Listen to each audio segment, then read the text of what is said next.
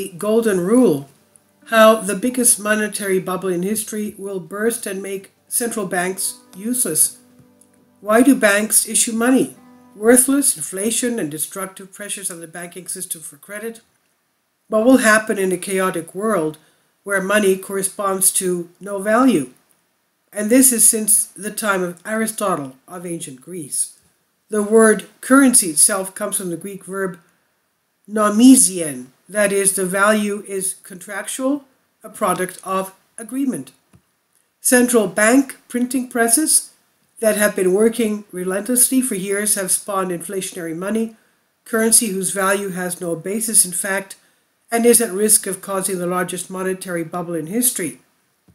The gap between the value of fiat currencies, these are statements issued by central banks, and the money whose value has a legal basis, which is gold, has widened so that dollars today retain only 2% of their value before the 1970s, while for sterling the corresponding amount is only 1%.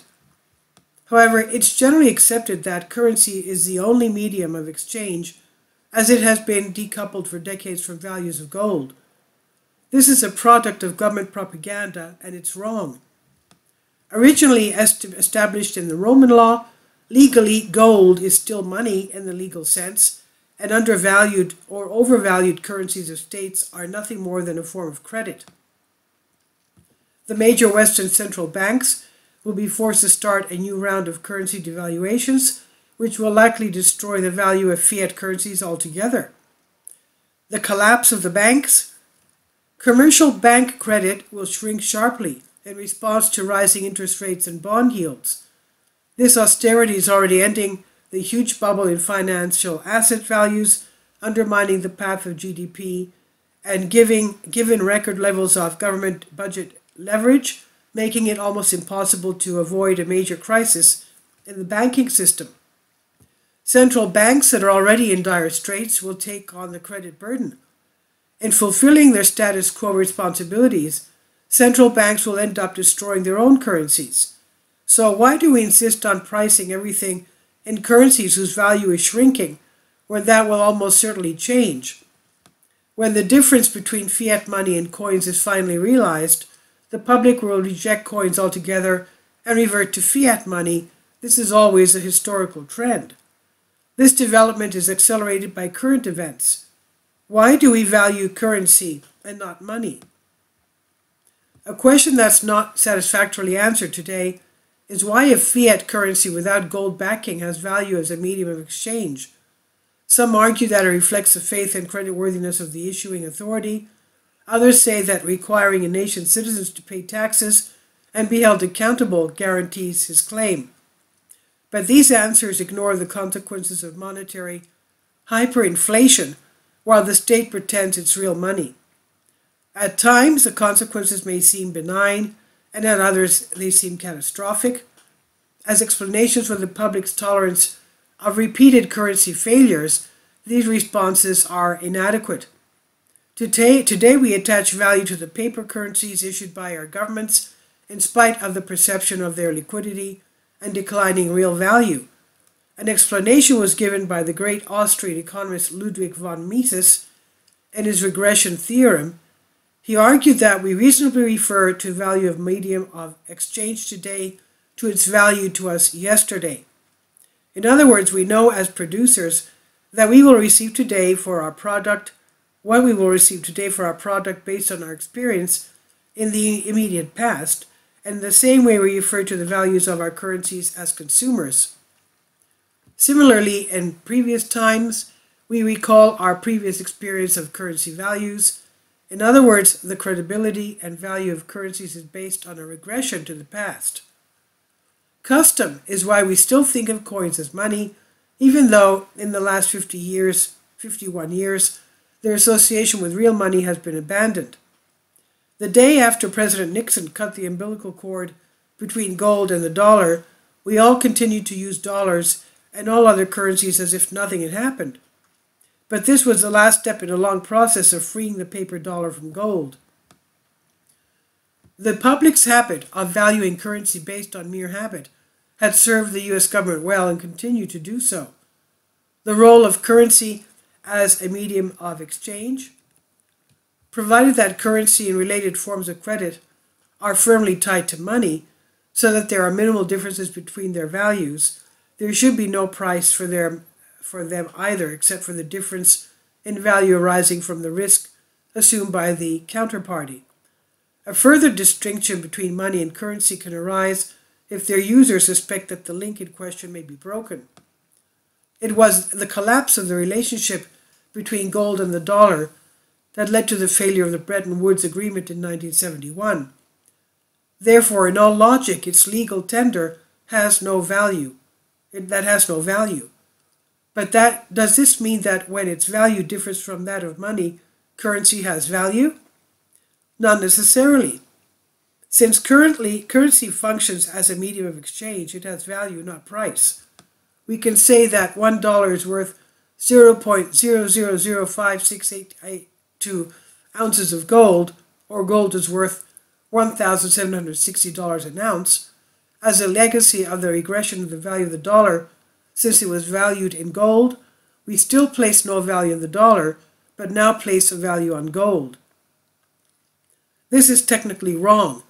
Perhaps one argument for this state of affairs is that gold is subject to Gresham's law, hoarding rather than spending. It's the means of exchange of last resort due to the rarity of its circulation. However, fiat currencies have steadily lost value against fiat money, which is gold, so much so that the dollar has lost 98% since the Bretton Woods suspension, and sterling has lost 99%. Over 51 years, the process was so gradual that users of free-floating coins failed to notice.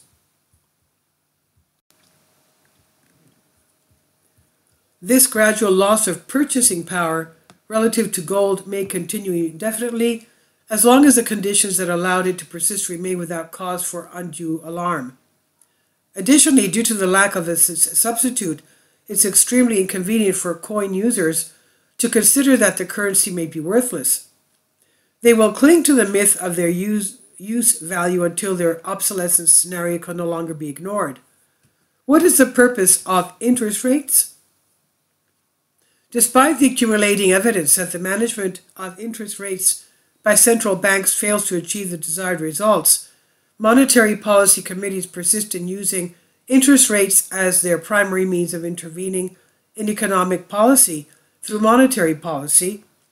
The economic theory, interest rates are related to the general level of prices and not to the rate of inflation, how much they are increased. And Keynes called it Gibson's paradox after Arthur Gibson, who wrote about it in Bankers magazine in 1923. But because he could not understand why these correlations were the opposite of what he expected, Keynes ignored them, and so have central bankers since. The wrong side? As was often the case, Keynes was looking at the wrong side of the problem. The reason interest rates move up or down relative to the general price level was that price levels were not driven by interest rates, but interest rates responded to changes in the general price level. Was that price level are not driven by interest rates, but interest rates respond to changes in the general price level. As interest rates are tied to time determinations, savers demanded compensation for the depreciation of their money, while borrowers, mainly productive firms, had to pay higher costs of cash inputs. Essentially, interest rates changed as a lagging indicator of the phase of the business cycle, not as a guide, as Keynes and his colleagues have assumed to this day. The role of savings. In short, this is why Gibson's paradox is not a paradox, but a natural consequence of credit and exchange rate fluctuations and their valuation relative to goods. And the way to smooth out the cyclical effects on prices is to stop discouraging savers from saving and make them personally responsible for their future security. As evidenced today by Japan's relatively low inflation rate, a savings-driven economy sees stimulus in credit conditions, fueling saving rather than consumption, providing cheap capital for investment in manufacturing rather than raising consumer prices. Keynes' saving paradox, another fatal error, actually leads to the opposite of economic stability and price stability. The communist central banks. In the management of interest rates, the central banks prove their incompetence. Bureaucrats never can impose decisions that can only be effectively determined by market forces.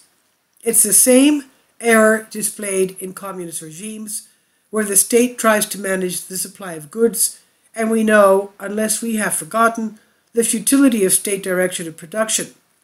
The same is true of monetary policy. Just like the conditions that led the communists to build an iron curtain to prevent the disobedient from escaping authoritarianism, there should be no monetary policy. Instead, when things don't go the communists' way, the bureaucrats double down on their mistakes by suppressing evidence of their failures. It's a wonder that the economic consequences were not worse. Misguided interest rate policies led to their compression to a zero bound, and for the euro, Japanese yen, and Swiss franc, even unnaturally negative deposit rates. The markets have the final say. Rapidly rising commodity, producer, and consumer prices, the consequences of these policy mistakes, in turn lead to a search for cheaper credit instruments. Finally, the markets have put currency and credit valuations out of the control of central banks as market participants slowly realize that the whole interest rate game was an economic fallacy. Foreign creditors are no longer willing to accept deposit rates and bond yields that do not compensate them for the loss of purchasing power. Central bankers have lost their repressive control over the markets, and now we all have to deal with the consequences. Like the fate of the Berlin Wall, the control of monetary policy is collapsing. The dollar, the yen, and the euro, and the dilemmas of central banks. The monetary policies of the European Central Bank ECB and the Bank of Japan BOJ put their respective currencies at risk with their continued credit expansion, which is why their currencies lost significant ground against the dollar while the U.S. interest rates rose. In addition, the U.S. Fed is stepping up its attack on inflation, but the recent decline in the dollar strongly suggests that this policy stance has an end in sight. The dilemma facing central banks is an important one. Having driven interest rates to zero and below, the reversal of this trend is now out of control. Commercial banks will certainly react to this new upward cycle of interest rates and seek to shrink their balance sheets as quickly as possible. Connoisseurs of Austrian economic theory will not be surprised at the suddenness of this development. However, all transactions are settled on bank credit. Inevitably, the withdrawal of credit will cause a significant contraction in nominal GDP, a collapse that will become more severe in terms when the decline in the real purchasing power of currency is taken into account. The choice now facing the bureaucracy is simple. Does it prioritize saving financial markets and the non-financial economy from deflation, or does it ignore the economic consequences of protecting the currency? The ECB, the BOJ, the Bank of England have decided that their task is to support the economy and financial markets, probably in part by the acquiescence of central banks. The Fed now appears to be choosing to protect the U.S. economy and its financial markets as well. The main monetary policy is a new phase will be the same one, to cut interest rates below the back of the yield curve. It is a policy mistake that bureaucrats always make and will double down on their previous failures. The extent to which they lower interest rates will be reflected in the loss of purchasing power of their currencies, not in terms of their values among themselves, but in the values relative to energy, commodities, raw materials, food, and precious metals. In other words, there will be a new round of higher producer and consumer prices, and thus enormous pressure for even higher interest rates. Monetary policy committees, as government agencies, will primarily think about the implications for public finances, and in their nightmares they can envision tax revenue collapses, welfare liabilities soaring, and borrowing costs rising. The increased fiscal deficit on top of current primary deficits would require central banks to accelerate quantitative easing without restraint. For policymakers, the reasons for bringing interest rates both lower and firmly under control are compelling. In addition, officials believe that a bullish stock market is necessary for maintaining the financial confidence. This also requires the imposition of new downward trend in interest rates. The case for another round of interest rate cuts is becoming undeniable, but the effect on fiat currencies will accelerate their loss of purchasing power, undermining confidence in them and leading them to even higher interest rates in the future. Commodities and the value of coins. The inflation of the derivatives market during credit expansion served to absorb demand for commodities that would otherwise have ended up in natural metals and energy.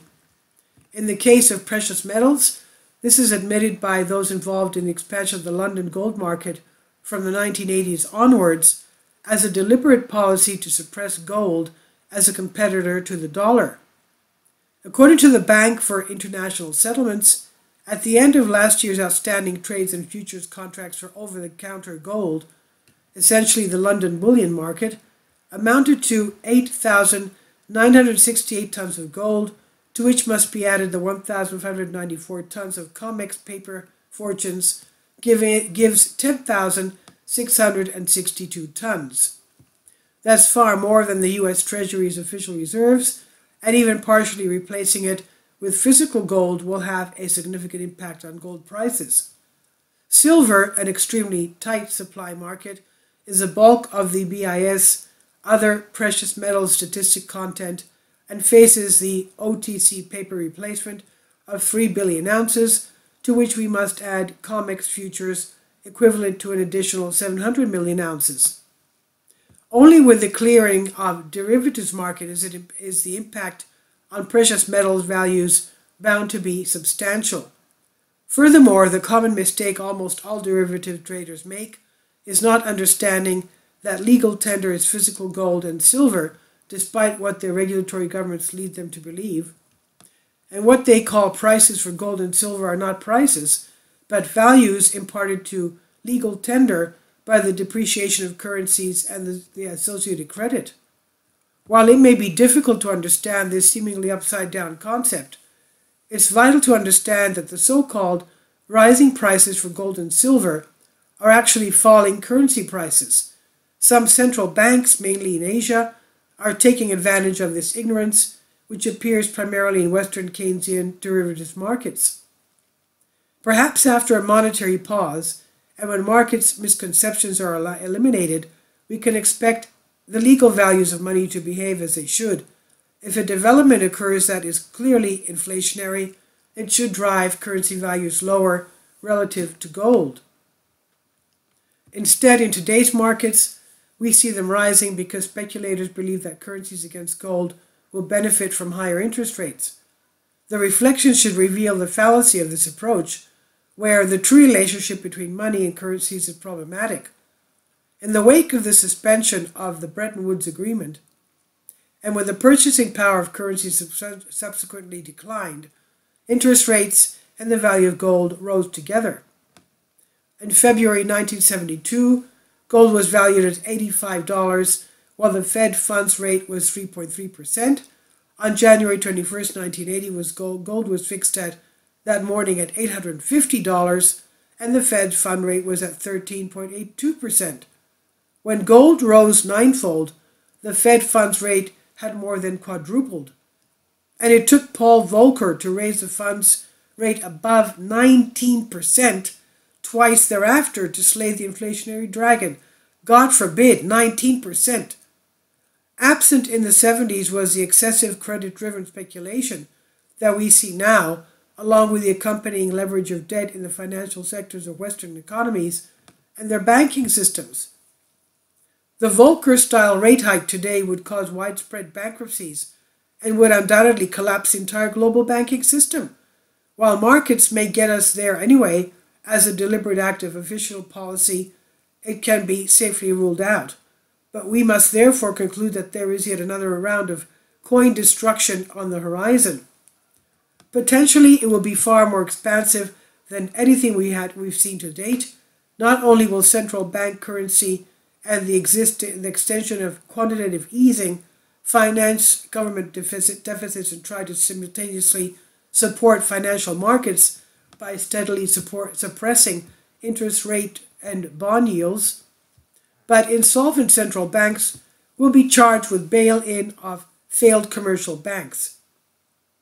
At some stage, the reversal of monetary reality, where fiat is priced into fiat, will change.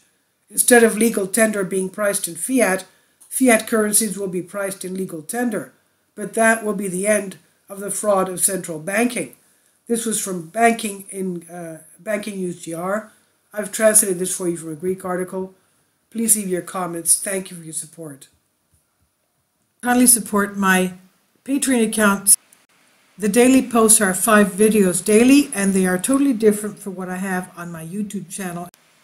Thank you so much for your support and that you find all my content so interesting. You'll find the Patreon account details in the description box below.